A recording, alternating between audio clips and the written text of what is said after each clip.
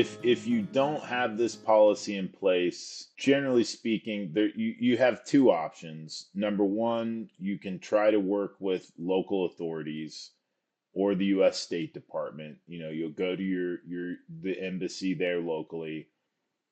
To be honest, the U.S. State Department, and I'm not saying that you shouldn't contact them. I'm not giving advice on this, but they very rarely get involved in these situations. They may talk to some local leadership, but they're not going to send in the Navy SEALs to pull anybody out usually. I mean, how we've had hostages over in the Middle East for how long now? There's U.S. citizens that are being held over there, so they're not going to do that. You can try to work with local authorities, and the reality with local authorities, which is crazy, depending on the country that you're in, sometimes, especially if you have a spouse. So I talked about the high risk folks, or the individuals that are married to U.S. expats. They have the highest likelihood to get kidnapped.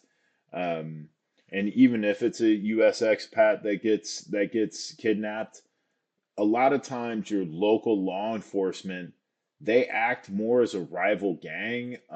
They are less concerned about getting somebody back safely as they're more concerned with catching the bad guys. And so you get caught in between this kind of existential fight between good and evil, and you become collateral damage. So that's not always a good idea.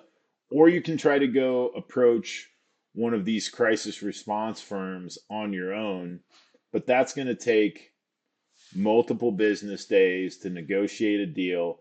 They're going to want cash up front before they engage. And you're going to waste a lot of time chasing different avenues.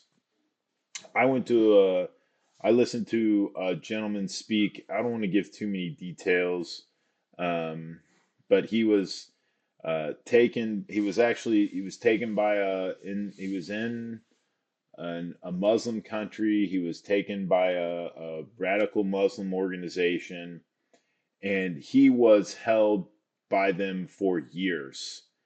And there was no response firm.